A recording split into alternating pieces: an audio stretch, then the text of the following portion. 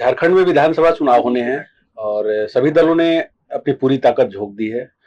इस बार झारखंड में किसकी लहर है? क्या इंडिया गठबंधन फिर से सूबे में सरकार बनाएगी या बीजेपी की वापसी होगी? इन सभी तमाम मुद्दों पे हमारे साथ बात करने के लिए मौजूद हैं कांग्रेस के दिग्गज नेता और पूर्व केंद्रीय मंत्री सुबोधकांत सहाय जी। सर नमस्कार, हिंदी टॉप में आपका स्वागत है। और आपसे आप काफी व्यस्त हैं, चुनाव की व्यस्तता है, आप कैंपेन कमेटी के अध्यक्ष भी हैं और इस वजह से इसलिए आपने हमारे लिए थोड़ा सा वक्त निकाला, इसके लिए बहुत बहुत धन्यवाद। कुछ मुद्दों पे बात करनी है, जैसे झारखंड गठन के लिए पहल कांग्रेस ने की थी, लेकिन कांग्रेस कभी राज्य में बहुमत या कांग्रेस का कोई नेता सीएम नहीं बन पाया। इसके पीछे आप क्या मानते हैं इस मुद्दे पे? नहीं, देखिए, निश्चित तौर पे कांग्रेस का जो वर्चस्व था, जब वो था मुद्दों पर, आम आदमी के सवालों से जुड़ा हुआ था। आप देखिए, शुरू से ही पंडित नेहरू के जमाने से, इंदिरा गांधी के जमाने से, इवन राजीव गांधी के जमाने से, लेकिन जब पॉलिटिक्स ऑफ पोलराइजेशन शुरू हुआ देश में, तो मुद्दे धीरे धीरे गायब होने लगे। और पहले तो जात आया, उसके बाद धर्म आ गया, और धर्म के बाद सांप्रदायिकता आ गई। धर्म तो एक आड़ था।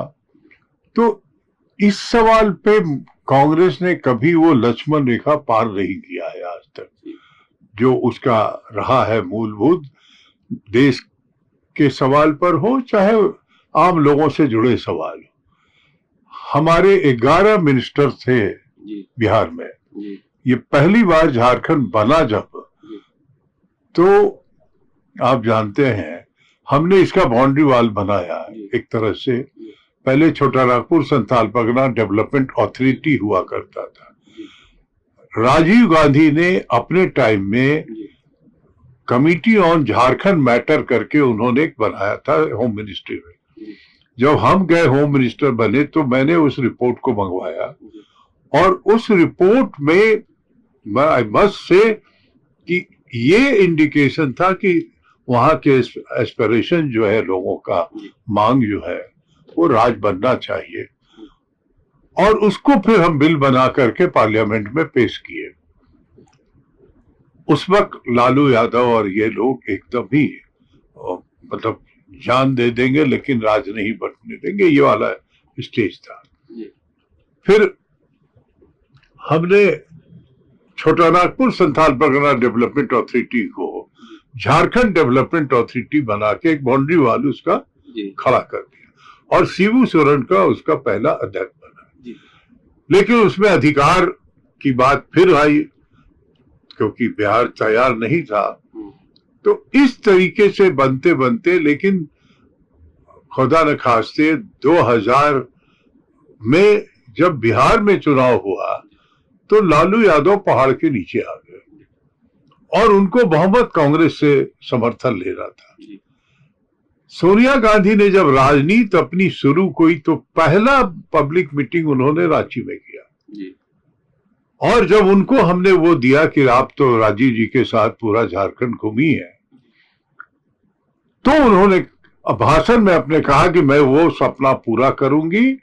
और शी डिड इट इन ए वे कि लोकसभा में समता पार्टी विरोध में था राज बंटवारे का, अकाली दल विरोध में था क्योंकि उत्तर प्रदेश से वो उधम नगर वगैरह जा रहा था। तो ऐसे हालत में सोनिया गांधी ने एकदम अंगद की पैर की तरह अड़ा करके कहा अटल बिहारी वाजपेयी को कि हम, उस वक्त नेता विपक्ष थी सोनिया जी, कि हम समर्थन करेंगे, ये राज बनाइए। उसी में 3 राज बना, झारखंड, छत्तीसगढ़ और उत्तराखंड। मैं ये इसलिए बता रहा हूं कि आपने इतिहास जब कहा तो हम तो इसको बनाने वालों में से रहे। जी बिल्कुल, आप बनाने वाले रहे। कांग्रेस ने नींव रखी झारखंड के, एक तरह से कहा जाए तो। और जहां मुद्दों की बात की आपने, उसी में 2000 में जब ज्वाइंट सरकार बना कांग्रेस और आरजेडी का, तो 11 मिनिस्टर थे हमारे। ये लोग तो कभी झारखंड के समर्थक थे नहीं, बीजेपी के लोग।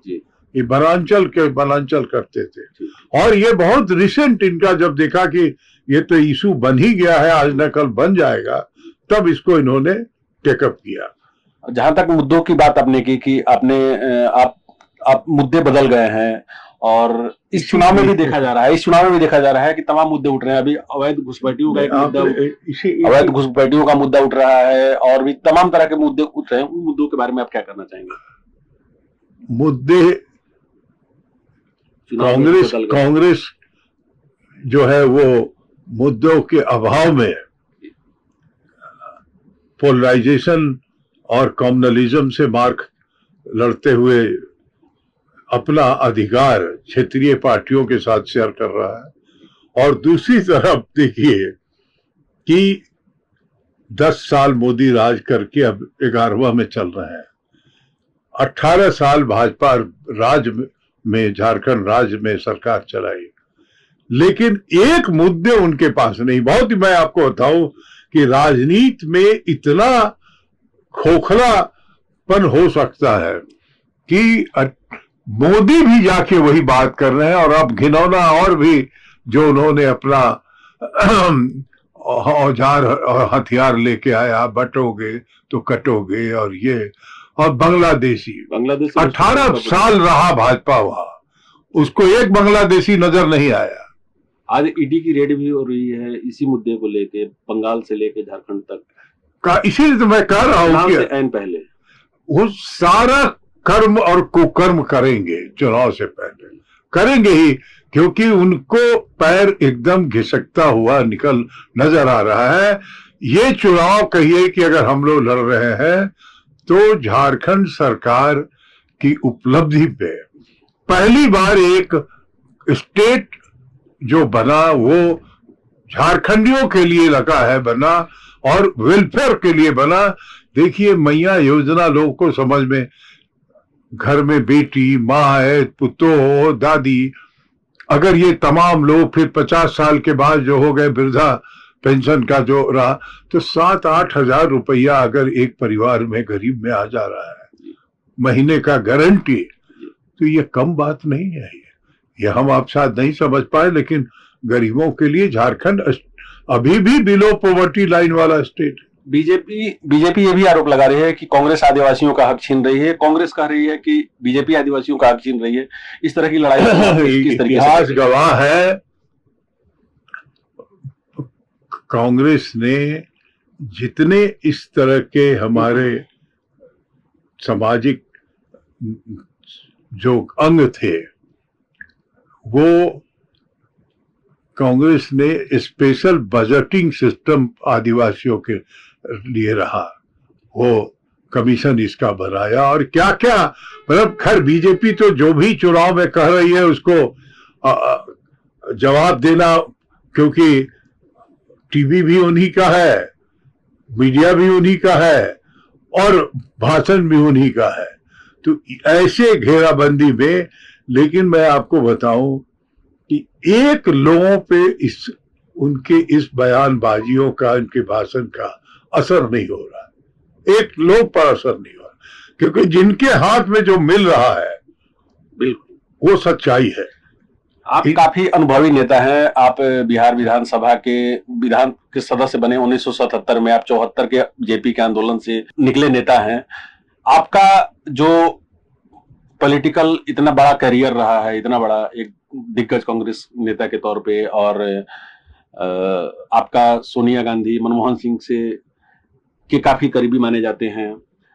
आपका जो आकलन है वो क्या कह रहा है इस बार के चुनाव को लेके? झारखंड में इस बार भी कांग्रेस और जेएमएम और गठबंधन की सरकार की वापसी हो रही है, या निश्चित हो रही है? जो अभी चुनाव कल होने वाला है उसमें जो हमें लग रहा है कि हमारी सीटें, हम लोग 18 सीटिंग है जी, और 29-30 पे जो लड़ रहे हैं वो उसमें से 10-11 और हुए।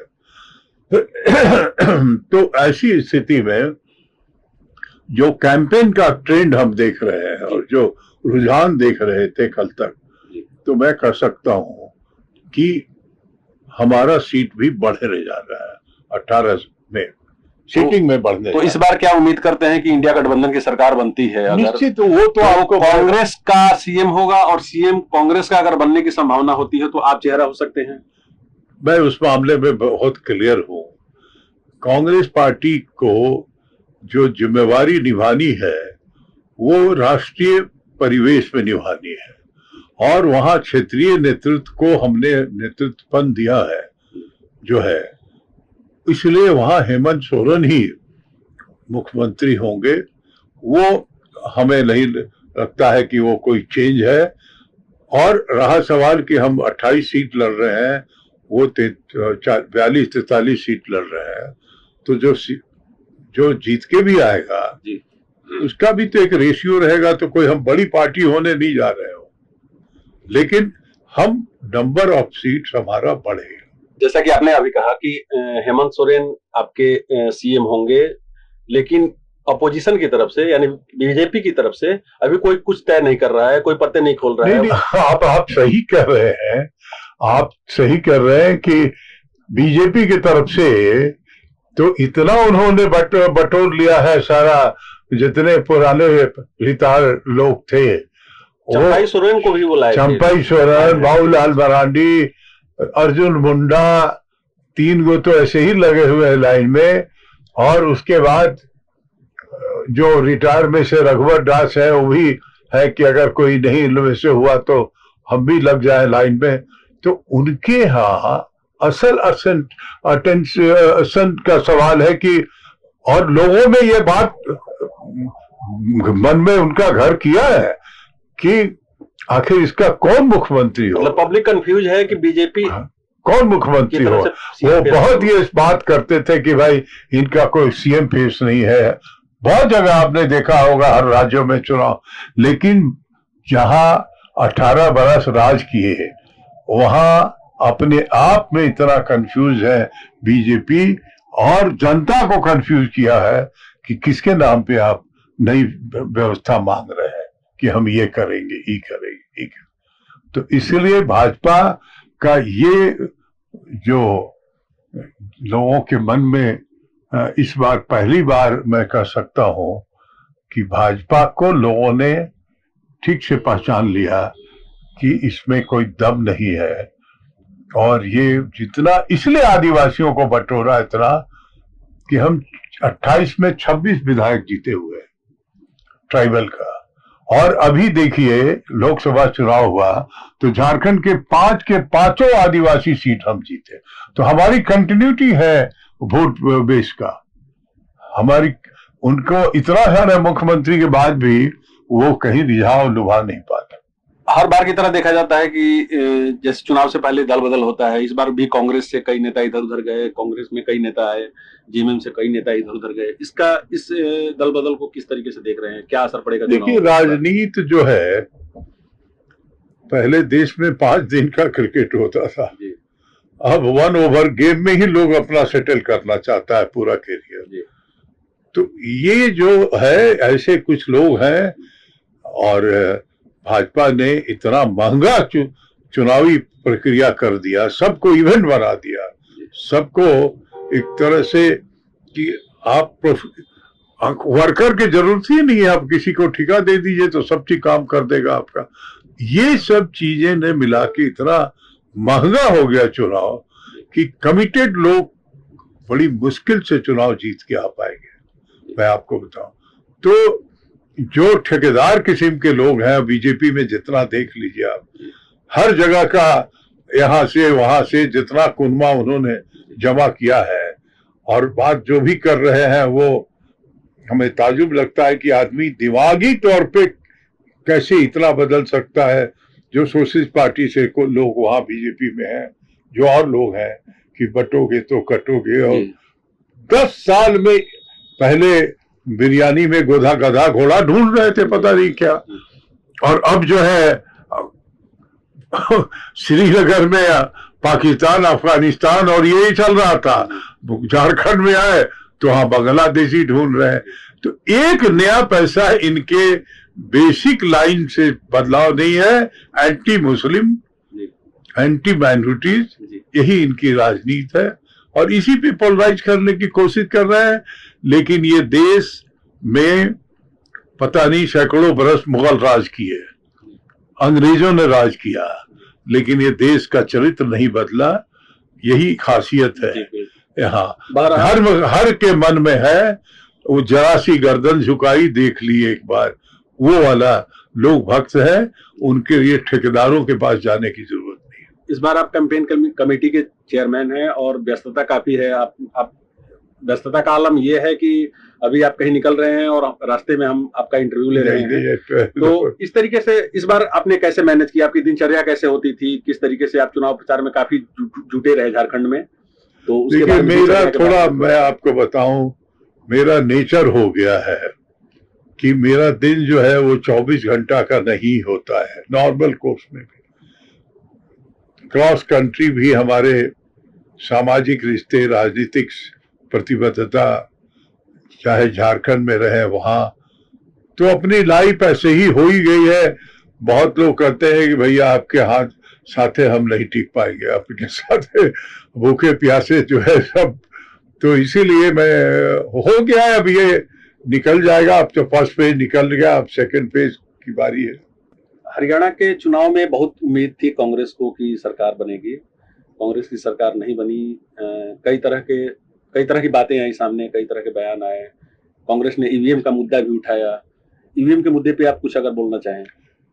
देखिए, मैं 100% इस बात को बोलता हूँ, लेकिन दुर्भाग्य है कि ऐसे चोरों का जमात है कि इसका कहीं अपना छाप छोड़ नहीं पा रहे हैं ये लोग। ईवीएम के, आपको 2019 का जो इलेक्शन हुआ उसमें इनका प्रोजेक्शन इन्हीं के मीडिया लोगों ने 150-160 किया था। लेकिन उस दिन भी इनके एक आध मंत्रियों का बयान अभी भी मेरे पास है, कहा कि हम 300-350 चुनाव जीत के आएंगे, और जितना बोले थे उतना वो जीत करके आए। ये भविष्यवाणी करने वाले लोग इतना ज्ञानी है, क्योंकि सब फुहड़ किस्म के लोग हैं जिनको मैं जानता हूं। तो ईवीएम, मोदी जी को दिल्ली पे राज करना है और दिल्ली पे तानाशाही राज करना है। दिल्ली पे एक ऐसा जिसको सेंट्रलाइज पावर का नेता बनना है। अब 1 नेशन 1 इलेक्शन 1 राशन, क्या क्या ये सब जो शुरू से चलाते रहे हैं, उन सब चीजों के पीछे एक ही रहा है कि संपूर्ण पावर हमारे हाथ में है। और जब दिल्ली पे राज हो जा रहा है तो आपने देखा कि कर्नाटक को खरीद लिया, मध्य प्रदेश को, बड़े बड़े राज्यों में 20-20, 25-25 एमएलए को खरीद लिया। जो बोली लगाते हैं वो, उस पे तो अच्छा यहाँ कोई हरिचंद की औलाद तो है नहीं हम लोग, कोई भी हिल जाएगा। जी, कांग्रेस जातीय जनगणना का मुद्दा उठाती है, कहती है कि हम जातीय जनगणना करेंगे। अभी महाराष्ट्र में भी चुनाव हो रहे हैं, वहां भी खड़गे जी ने घोषणा पत्र जारी हुआ तो ये मुद्दा उठा। आप किस तरीके से देखते हैं? क्योंकि बीजेपी इस मुद्दे पे कुछ नहीं बोलती है, जातीय जनगणना का। ऐसा क्यों है? मैं देश में मंडल कमीशन लागू करने वाला होम मिनिस्टर रहा हूं, तो इसलिए मैं बिहार में 27% रिजर्वेशन जब कर्पूरी ठाकुर मुख्यमंत्री थे तब हुआ था, उस जमाने में 78 में। तो हमारा ये कमिटमेंट है, जिसकी जितनी भागीदारी उसकी उतनी हिस्सेदारी। ये हमारा, मैं सोशलिस्ट और इस जमाने से ये है, तो ये कमिटमेंट है। और देखिए, बेसिकली लड़ाई ये हैव एंड हैव नॉट्स में होगा, गरीब अमीर की लड़ाई नहीं हो रही है। लड़ाई जो होनी चाहिए उसी से जुड़ा हुआ है संविधान बचाने की, उसी से जुड़ा हुआ है संविधान बचाने की लड़ाई। और जब तक वो हिस्सेदारी का झगड़ा नहीं खत्म होगा, तब तक सामाजिक टेंशन नहीं खत्म होगा, तब तक सामाजिक जो ठेकेदारी है वो खत्म नहीं होगा। और बैकवर्ड में भी है, कितने दिन तक बैकवर्ड नाम से आप रहेंगे? हकीकत है, महाराष्ट्र में महार जाति के जो लोग थे दलित में, उन्होंने, उनके खिलाफ पूरा दलित आंदोलन हुआ कि साहब ये सब मेरा हिस्सा ले जाता है। बिहार में पासवान जाति ले जाते हैं, उत्तर प्रदेश में जो ये अपना मायावती की जो है वो जातियां हैं वो ले जाती। तो हर जात में आज मतलब एससी एज ए होल में आज जात का लड़ाई चल रहा है। बिहार में यादव है और कुर्मी है तो गोत्र वाइज लड़ाई चल रहा है कि इस गोत्र को कुछ नहीं मिला, तो दिस इज क्लास में ही कन्वर्ट हो जाएगा। और इसको अगर सुप्रीम कोर्ट ने जो एक आदेश दिया था जिसको हम लोगों ने पॉलिटिकली उसको देखा, लेकिन मैं समझता हूं कि हिस्सा बराबरी का हर को मिले, ये राहुल गांधी ने जो शुरू किया है यही असल समता का समाज लाएगा। आप मान रहे हैं कि जातीय जनगणना का जो मुद्दा है वो कांग्रेस के फेवर में जाएगा महाराष्ट्र में भी, क्योंकि महाराष्ट्र में सत्ता से अभी दूर है। महाराष्ट्र में क्या कैलकुलेशन कर रहा है? महाराष्ट्र में जो, क्योंकि वहां इतना गंध फैलाया है भाजपा ने महाराष्ट्र में, और हर जगह का तोड़ मतलब वो तो एक अलग ऐसा राजनीति का घिनौना इतिहास जो सिंधे बना जिस तरह से अजीत पवार को जैसे ले गया, ये तमाम जो भाजपा के लोगों ने किया, सिर्फ महाराष्ट्र पे उसको एटीएम कहा है कि महाराष्ट्र एटीएम है, हम उनको नहीं लेने देंगे, जितना होगा अपने खाएंगे। यही तो इसका मतलब है ना कि वो इंडिया गठबंधन को नहीं लेने देंगे। तो जिसकी सोच ये है, मैं समझता हूं कि महाराष्ट्र में भी हम स्वीप करने जा रहे हैं। ये शरद पवार, उद्धव ठाकरे और जो कांग्रेस, ये तीनों ओरिजिनल जो पार्टियां हैं, महाविकास आघाड़ी, हाँ, वो ओरिजिनल पार्टियां जो हैं उन्हीं के फेवर में लोग वहां भी आज वोट पे। राहुल गांधी की न्याय यात्रा को आप किस तरीके से देख रहे हैं? राहुल गांधी, देखिए, राहुल गांधी राजनीति में आए, दिल्ली में भी न्याय यात्रा शुरू होने वाली है, दिल्ली में भी अगले साल चुनाव होने वाले हैं। जी जी।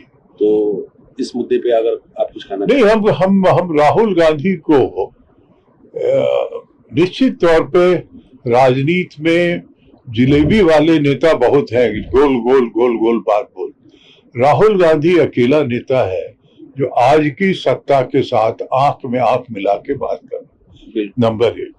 लोकसभा चुनाव में भी उन्होंने, जब राहुल गांधी ने बढ़िया कैंपेनिंग की और उसका नतीजा भी दिखा लोकसभा चुनाव में, कांग्रेस लोकसभा, लेकिन उसके पहले बचाने की लड़ाई वो यहाँ तक आ पहुंची है। वो उसके पहले अपने को जो पकाया, न्याय यात्रा जो न्याय यात्रा पूरे देश में निकाला, जो तपाया पकाया, चाहे कन्याकुमारी वाली की यात्रा हो, चाहे वो न्याय यात्रा हो कश्मीर से लेकर के, तो ये तमाम चीजें ने राहुल गांधी को बहुत ही, मतलब जो अपना तपाता है ना, उसके बाद जो निखार आता है, तो वैचारिक निखार भी हुआ है, कमिटमेंट भी हुआ है।